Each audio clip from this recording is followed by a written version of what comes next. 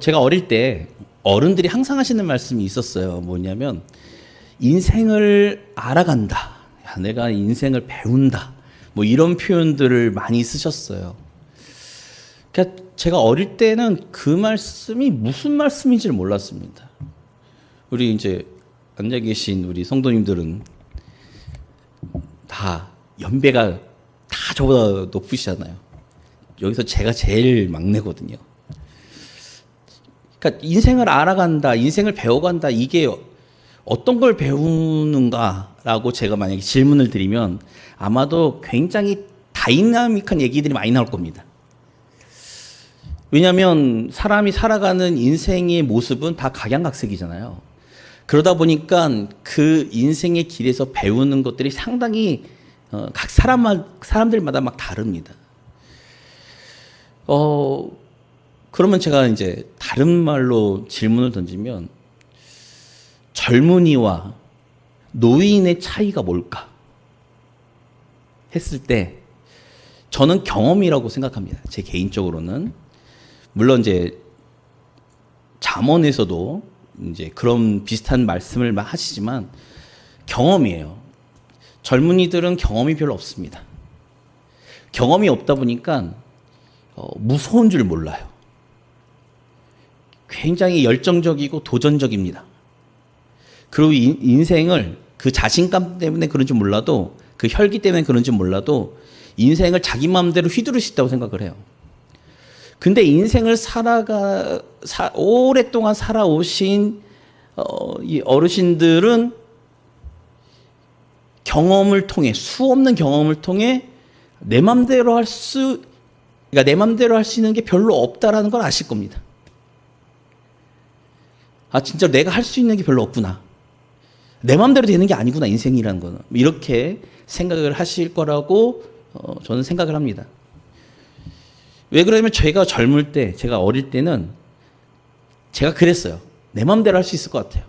내 맘대로 뭔가를 할 수 있을 것 같습니다. 내 맘대로 인생을 계획하고 인생 끌고 나갈 수 있을 것 같았어요.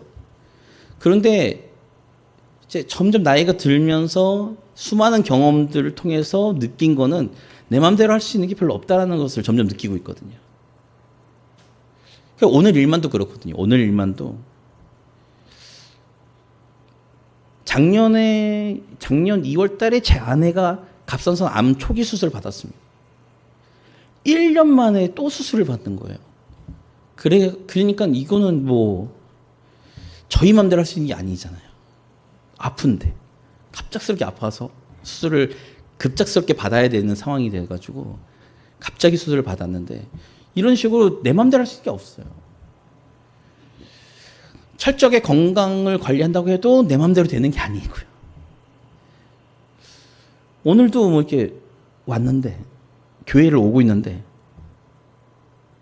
저는 이제 천천히 그 앞차와의 간격을 두면서 밀리고 있길래 천천히 가고 있는데 그냥 옆으로 그냥 옆면으로 차가 끼어드는 거예요. 사고 날 뻔했거든요. 그러니까 이런 식으로 제 마음대로 할 수 있는, 제가 아무리 조심한다고 해도 우리 스스로가 아무리 관리를 잘한다고 해도 인생이 어떻게 될지 모르는 게 인생이잖아요. 이거를 경험을 통해서 압니다. 그러니까 연배가 들어가면 들어갈수록 굉장히 안정적인 걸 택해요. 젊으면 젊을수록 이런 경험이 없다 보니까 내 맘대로 하려고 막 도전합니다. 이게 차이예요. 그러니까 내 맘대로 할 수 있는 게 없다는 걸 점점 알아가는 게 인생을 알아가는 게 아닐까라고 제 개인적으로 생각하는 거죠. 그리고 나이가 들면 들수록 무엇과 직결하냐면 죽음과 직결하죠. 인간에게 있어서 가장 큰 절망은 죽음입니다. 우리 삶이 끝나는 거잖아요. 너무나도 허무하게 이제 저희 부모님 돌아가실 때 좀 허무하게 돌아가셨는데 그때의 죽음을 보면서 아, 진짜 인생은 허무하구나. 이런 걸 느꼈습니다. 그러니까 옛날 고대의 그리스의 소피스트 중에 누구일까요? 고르기아스라고 하는 사람이 있었는데 그 사람이 허무주의를 이야기했습니다. 굉장히 오래된 이야기죠. 그러니까 인간에 대해서 생각하는 철학이 발달하는 시기부터 이 인생은 허무하다라는 걸 이야기합니다. 불교에서 가르치는 것 중에 이런 게 있습니다. 공술의 공수거라고. 빈손으로 왔다가 빈손으로 가는 게 인생이라고. 이렇게 가르쳐요. 그러니까 죽음이라는 건, 인간에게 있어의 죽음이라는 거는 굉장히 절망적인 상황이에요. 그러니까 죽음을 한번 경험해봤던 사람들은 그 절망이 무엇인지를 압니다. 그러니 인간에게 있어 가장 두려웠고 절망적인 거는 죽음이라 오래전부터 이 죽음에 대해서, 불사의 삶에 대해서 인간은 욕망이 있었어요. 제가 이제 이렇게 좀 장황하게 이제 예를 깐 거는 두 가지입니다. 뭐냐면, 우리가 정말 인간의 기본적인 절망을 아주 누구나 느낄 수 있는 이 절망이라는 것을 죽음을 통해서 느낄 수도 있지만, 꼭 죽음이라는 이것을 경험하지 않더라도, 이런 절망이 아니더라도 어떤 상황에서든지 간에 우리는 인간이 내 힘으로 되지 않는다라는 절망을 느낄 수 있습니다. 절망을 느낄 수 있어요. 오늘 제가 본문을 좀 길게 읽었는데 오늘 본문의 구조가 되게 독특합니다.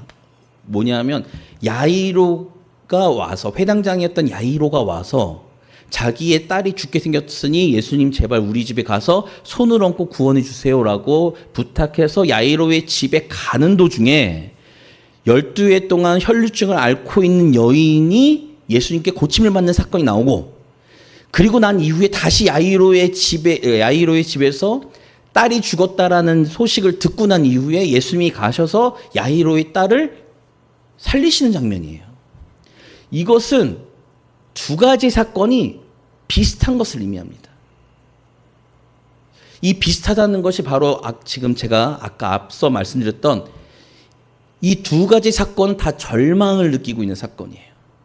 절망 중에 있는 사건입니다.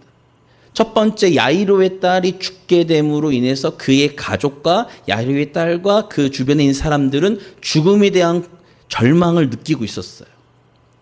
두 번째로 12회를 혈루증을 앓고 있는 이 여인은 수 없는 의사들에게 자신의 몸을 보였음에도 불구하고 고치지 못했습니다. 절망을 느끼는 거예요.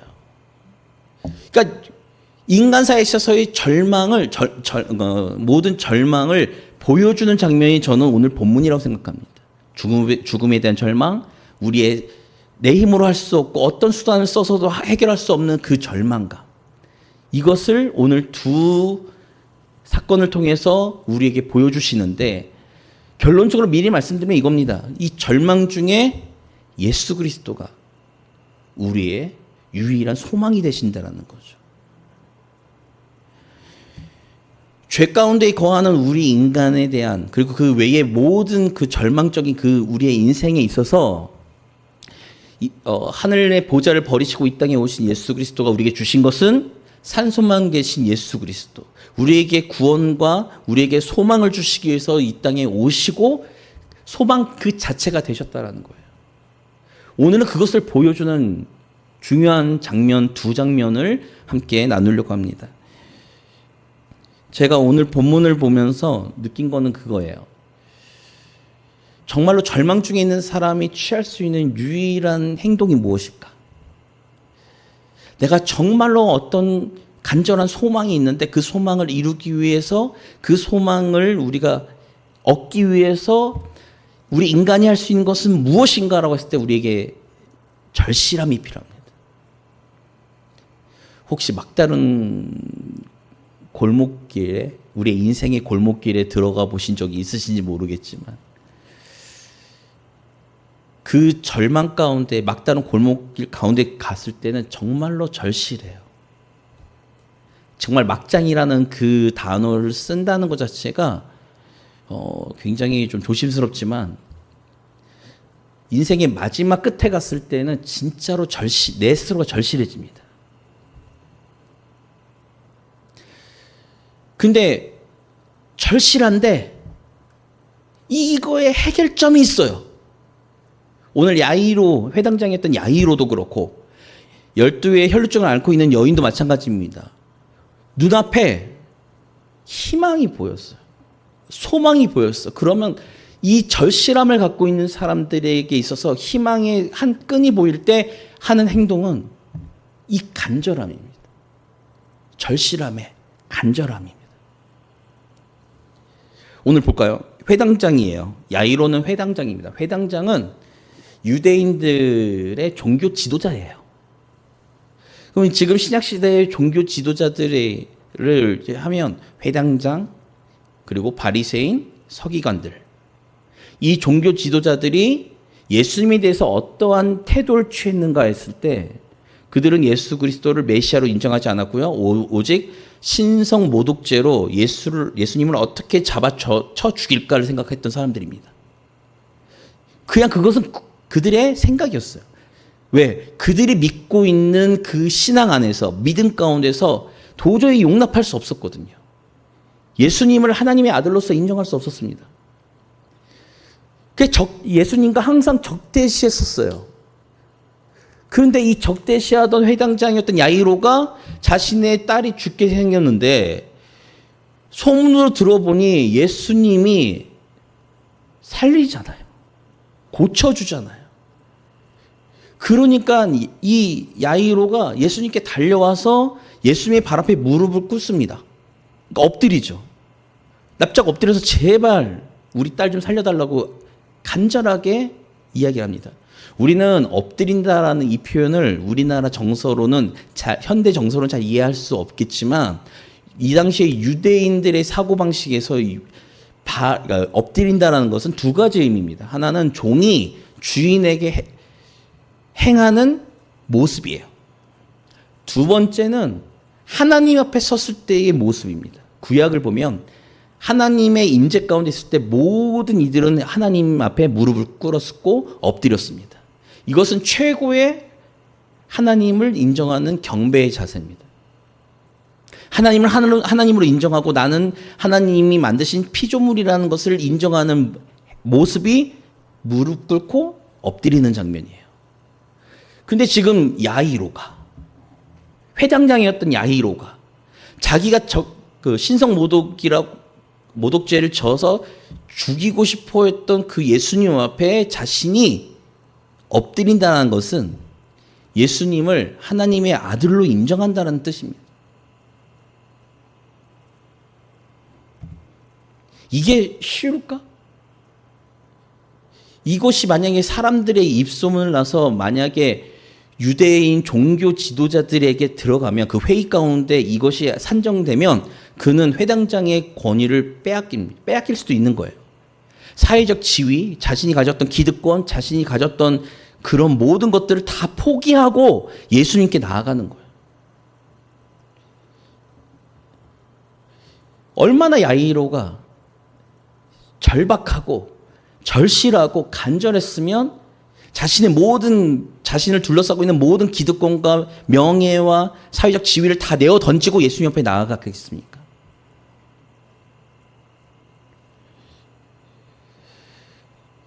그러면 12의 혈루증을 앓고 있는 여인은 어떨까요?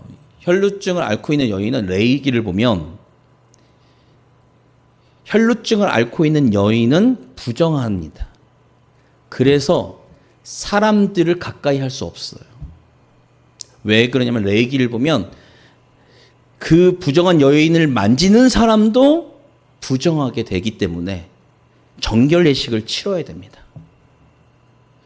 그래서 사람들에게 자신이 혈루증을 앓고 있다는 것을 만약에 숨기고 있다가 들키면 이거는 어떤 대가를 치를지 몰라요.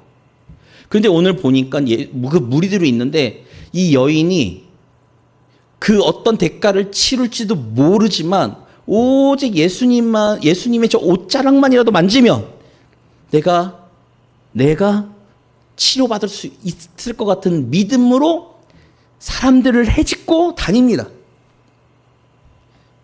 그리고는 결국에 예수님의 옷자락을 만져요.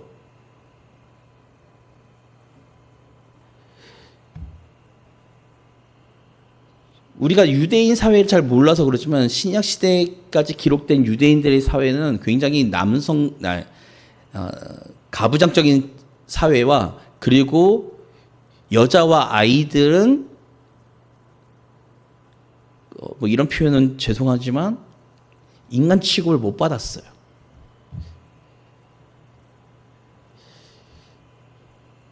그런데 그런 대접을, 그런 취급을 받고 있는 여인이 그 수많은 군중 속에 수많은 남자들을 헤집으면서 예수님을 만진다는 것은 거의 목숨을 내놓는 일입니다.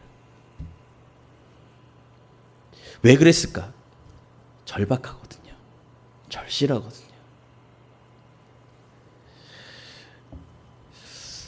그리고 이들에게는 믿음이 있었습니다. 예수님만이 우리의 구원자, 나의 구원자가 되고 나의 치료자가 되실 거라는 믿음이 있었어요. 오늘 본문을 보면 예수님이 이 믿음에 대해서 칭찬하는데, 먼저는 그 12의 혈루증을 앓고 있는 여인에 대해서 이야기하죠. 자, 34절을 보시면 이렇게 표현하죠. 예수님이, 이건 같이 읽겠습니다. 예수께서 이르시되 딸아, 내 믿음이 너를 구원하였으니 평안히 가라. 내 병에서 놓여 건강할지어다. 저는 솔직히 말씀드리면 이 본문이 사실 잘 이해가 안 돼요. 왜 그러냐면 이 12회 동안 혈증을 앓고 있는 여인이 난 예수님의 옷장만 만져도 고침을 받을 수 있어 라는 믿음으로 예수님의 옷장을 만졌는데, 성경에 있는 표현을 그대로 갖다 쓰면 예수님의 능력이 예수님도 모르는 새 나갔어요. 예수님이 결정하신 게 아니잖아요. 예수님이 이 여인을 고치겠다라고 결정하신 게 아니에요. 표현을 보면 이런 거죠. 그 29절을 보면 이에 그의 혈루 근원이 곧 마름에 병이 나은 줄을 몸에 깨달으니라. 그러면서 30절에 예수께서 그 능력이 자기에게서 나간 줄을 곧 스스로 아시고 라고 표현합니다. 이 혈루증의 여인의 믿음으로 그 옷자를 만졌는데 예수님의 능력이 그 여인에게 행해졌어요. 그리고 예수님께서 말씀하시죠. 누가 내 옷에 손을 댔냐? 도대체 누구야? 라고 이야기하시는 거죠. 저는 이 본문이 사실 이해가 안 됐습니다. 그럼 우리의 믿음으로 하나님의 능력이, 예수 그리스도의 능력이 내게 임할 수 있는가? 완전하신 하나님이, 절대적이신 하나님이, 예수님이 자신의 결정과는 상관없이 그 능력을 우리가 갖다 차용할 수 있는가? 차용해서 우리가 쓸 수 있는가라고 했을 때 저는 제가 믿고 있는 믿음으로는 절대 그럴 수 없습니다. 근데 그렇게 표현하고 있어요. 그럼 이것은 무엇을 의미할까? 무엇을 의미할까? 이거죠.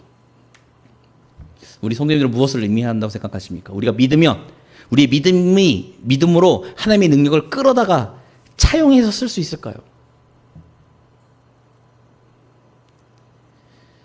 그게 아니라, 저는 예수님이 이 여인에 대한 긍휼함 때문에 예수님의 능력이 사용되었다고 생각합니다. 왜 그러면 예수님께서 쭉 행하셨던 일들을 보면, 이 행하셨던 능력들을 보면 그 사람의, 그러니까 그 사람들을 향한 긍휼한 마음 때문에 예수님께서 기적을 행하셨어요. 오죽하면 남자들만 5,000명 모인 그 그룹에서 오병이어의 기적을 행할 때, 오병이어의 기적을 행했던 이유가 뭐냐면 배고픔에, 그러니까 그 들판에 있는 사람들이 배고픔에 어쩔 줄 몰라하는 모습을 보시면서 불쌍히 여기셔서 그들에게 오병이어의 기적을 행했습니다. 그 수없는 사람들, 그 예수님께서 고치신 그 기적들을 보면 긍휼함 때문에 예수님이 그들을 불쌍히 여겨시기 때문에 그들을 구원시키셨어요. 마찬가지로 예수님께서 모르셨을까? 저는 알았다고 생각합니다.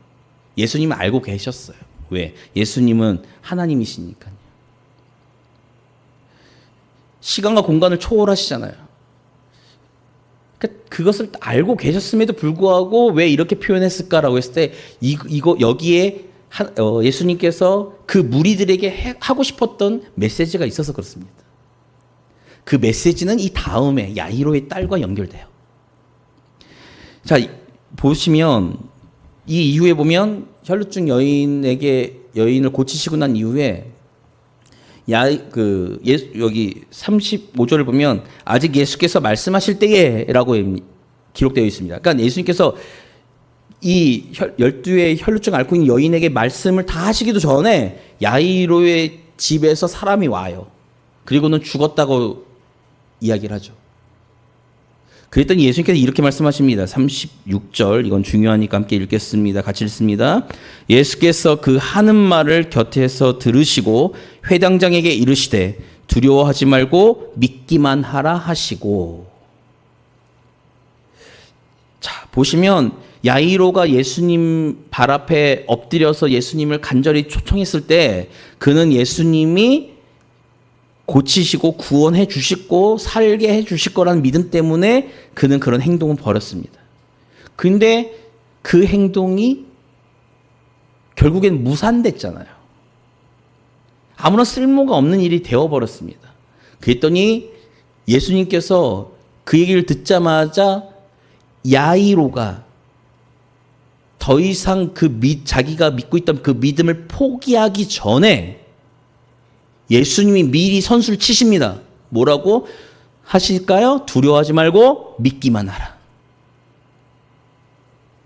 절망 중에서 절실함을 가지고 예수님께 간구하고 예수님을 지금 모시고 가고 있는데 그 행동에 아무 쓸모짝이 없어서 믿음이 뚝 떨어지기 전에 예수님이 가로치셔서 야이로야 두려워하지 마. 너는 믿기만 해. 그리고는 예수님이 이 소녀에게 하시는 말씀이 잔다. 죽지 않았다. 잔다라고 표현하시죠. 예수님께서 이 잔다라고 표현하는 사람이 두 사람입니다. 지금 오늘 이 소녀 있죠? 야이로의 딸. 이 소녀에게 죽지 않고 잔다라고 표현하셨고요. 두 번째는 누가 있을까요? 나사로가 있습니다. 나사로도 똑같이 예수님께서 표현하세요. 나사로는 죽은 게 아니라 자고 있다라고 표현하십니다. 그러고는 예수님께서 말씀하시죠. 다 물리고 베드로와 야고보와 요한을 데리고서만 들어가셔서 달리다굼이라고 표현하십니다. 달리다굼이라고 말씀하시고 이 달리다굼의 뜻은 내가 말하노니 소녀야 일어나라. 그랬더니 어떻게 되죠? 소녀가 일어나요. 걸어요. 이 소녀의 나이는 12살입니다.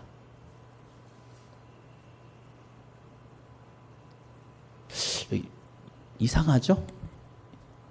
12살입니다. 이렇게 갑자기 이게 스쳐 지나가는 거 없으세요? 아까 고쳤던 여인이 12해 동안 혈루증을 앓고 있는 여인이었고요. 이 소녀는 지금 12살입니다. 제가 이 말씀을 드린 이유는 뭐냐면 이 지금 오늘 본문 읽었던 이 본문의 두 사건은 예수님의 관점에서는 연결고리가 있는 거예요. 우리에게 주시고자 하는 메시지가 있는 거죠. 12해 동안 혈루증을 앓고 있는 여인을 고치시면서 죽었다 살린 소녀의 나이가 12살입니다. 근데 중요한 건 이거예요. 뭐냐면 야이로가 누구라고 그랬죠? 회당장입니다. 회당장이 지금 적대시하고 있는 예수님에게 무릎을 꿇고 간절히 구하고 예수님의 기적을 소녀를 통해서 보았어요.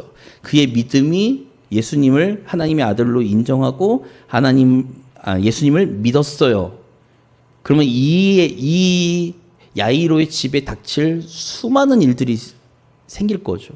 그래서 예수님이 뭐라고 말씀하시냐면 43절 보세요. 43절을 보면 예수께서 이 일을 아무도 알지 못하게 하라라고 강권하십니다. 이거는 아직 예수님의 때가 되지도 않은 것도 있지만 야이로를 보호하시기 위해서 그래요. 이거를 어떻게 알 수 있느냐? 나사로를 살렸잖아요. 죽은 나사로를 살렸습니다. 살렸더니 나사로를 죽이려고 들어요. 누가? 유대인들의 종교 지도자들이요. 요한복음에 나와요. 나사로까지 죽이려고 들어요. 그러니까 예수님께서 행하셨던 일들을 보면 특별히 이 사실이 알려져서 야이로가 당할 그 수많은 고초들을 생각하셔서 야, 이 일을 알리지 마. 그러니까 예수님 자신이 죽은 아이를 살렸다라고 하면 더 수많은 군중들이 모일 겁니다. 예수님의 인기가 더 높아질 거예요. 그럼에도 불구하고 예수님이 이것을 침묵하라고 하셨어요. 이유는 야이로 때문입니다. 방금 말씀드린 것처럼 이것이 아까 말씀드렸던 12의 혈루증을 앓고 있는 여인을 예수님께서 일부러 찾으시는 장면이에요. 찾으시는 거예요. 왜? 왜 그럴까요? 보시면, 자, 보세요. 자, 32절, 33절 보시면 예수께서 이 일을 행한 여자를 보려고 둘러보시니 라고 이야기합니다. 여자가 만진 걸 아셨어요. 자, 보세요. 벌써 표현에 이 일 행한 여자를 보려고 둘러보시니 라고 이렇게 기록하고 있잖아요. 예수님은 그 여인이 누군지 알아요. 둘러봤습니다. 둘러보고 계시니까 여자가 33절에 여자가 자기에게 이루어진 일을 알고 두려워하여 떨며 와서 그 앞에 엎드려 모든 사실을 말합니다. 여기엔 뭐가 들어가 있을까요? 자신이 혈루증을 앓고 있다는 사실을 알리는 거예요. 그리고 그 혈루증이 고침받았다는 것을 선포하는 겁니다. 이 여인은 몰라요. 왜냐하면 자기는 두렵거든요. 지금 예수님께 혼날까 봐. 내가 저 옷깃을 만져서 내가 고침받았는데 예수님께서 지금 막 그 사람을 찾고 있어요. 왜 찾을까? 왜 찾는다고 생각하십니까? 찾는 이유는 12회 동안 이 여인은 혈루증을 앓고 있었기 때문에 이 여인이 혈루증을 앓고 있다는 사실을 웬만한 사람은 다 알고 있는 거예요. 그 동네 사람이라면. 그런데 고침받았다고 선포가 필요합니다. 선언이 필요해요. 고침을 받았다는 것을. 왜 그러냐면 그렇지 않으면 이 여인은 계속 혈루증을 앓고 있다는 사실을 다른 사람들이 알고 있기 때문에 이 사람은 계속 사람들 피해 다녀야 돼요. 어떤 해코지를 받을지 모르기 때문에.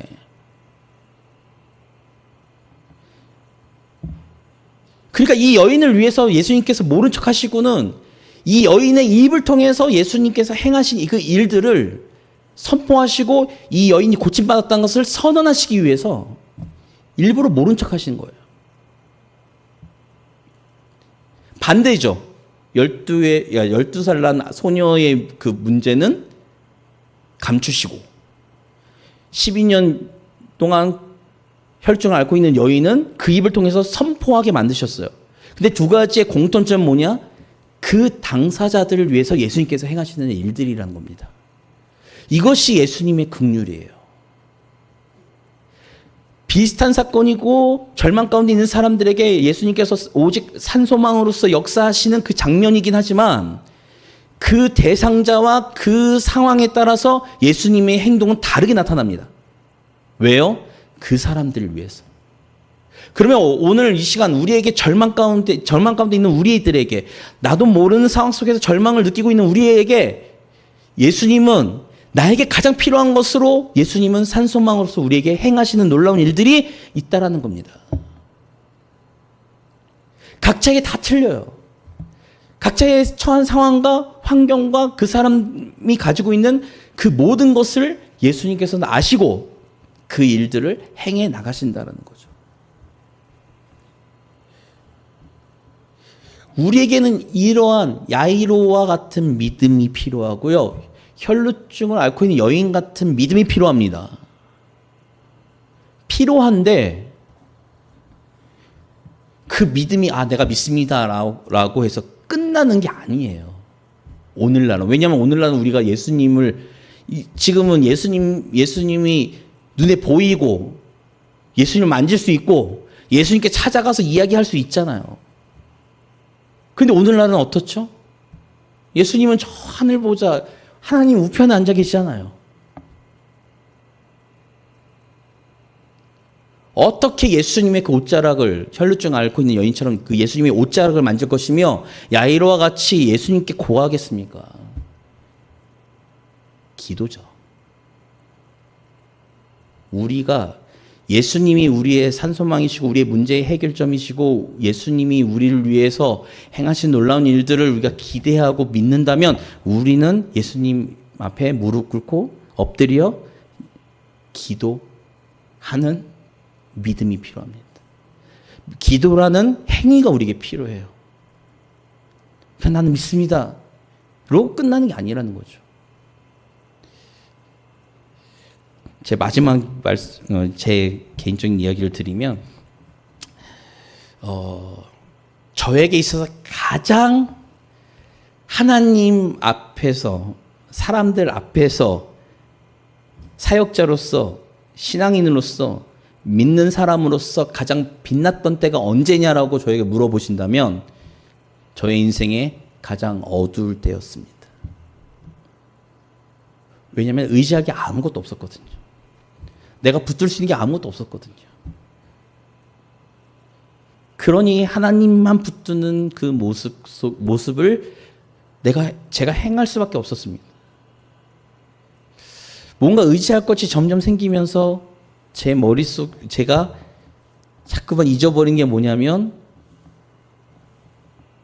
주님께 기도하는 것이 점점 사라졌어요. 그래서 어떤 면에서는 전임 사역할 때 진짜 하루에 3시간 잤거든요. 왜냐면 제가 그 당시에 대학원 공부를 하고 있었기 때문에 야간에 새벽 예배를 드리고 교회에서 사역하고 밤에는 공부하고 다시 새벽 예배를 나가서 이렇게 했다 보니까 하루에 3시간씩밖에 못 자서 정말 이 다크서클과 몸이 거의 부서질 정도로 한 3년 이상 그렇게 했는데 그때가 가장 빛났습니다. 하나님 앞에서 사역자로서. 왜 그러면 죽어도 새벽 예배를 나갔어야 되고요. 그냥 앉아있으면 기도라도 하잖아요. 금요 기도에도 인도하고. 그러니까 기도할 수 있는 시간이 너무 많았어요. 말씀을 공부할 시간도 너무 많았고. 그때가 가장 빛났습니다. 근데 제 인생은 그때가 가장 어두웠어요. 우리가 하나님 빛이신 예수 그리스도를 우리가 가장 강렬하게 느낄 때는 절망 가운데 있을 때입니다. 그 절망, 어두움 가운데 있을 때 빛이신 예수님이 가장 강렬하게 들어와요. 오늘 이 시간 우리에게 필요한 건 무엇일까? 우리에게 필요한 거는 믿음과 절실함과 간절함이죠. 그것이 없다면 우리의 신앙은 식을 수밖에 없습니다. 하나님을 향한 믿음도 식을 수밖에 없고요. 야이로처럼, 그러니까 이런 고난 중에 우리가 믿음을 키울 생각하지 마시고 이 고난이 없을 때 우리의 것들 다 내려놓고 우리의 유일한 소망이신 예수 그리스도를 붙잡는 믿음으로 우리가 항상 승리할 수 있는 교회와 성도가 되기를 주님의 이름으로 기도합니다. 절대 고난 받으시면 안 됩니다. 절대 절망을 느끼시면 안 되죠. 그러나 그 가운데 있다 할지라도, 그 가운데 없다 할지라도 우리가 행할 수 있는 것은 유일한 소망이신, 우리의 유일한 산소망이신 예수 그리스도를 믿는 믿음과 의지하는 그 믿음을 가지고 우리가 신앙생활을 해 나가야 된다는 것입니다. 그런 믿음과 간절함과 절실함을 소유해서 예수님의 그 음성을 들을 수 있는, 딸아, 아들아, 너의 믿음이 너를 구원하였도다. 두려워하지 말라, 오직 믿어라. 이 음성을 들을 수 있는 교회와 성도가 되기를 주님의 이름으로 기도합니다.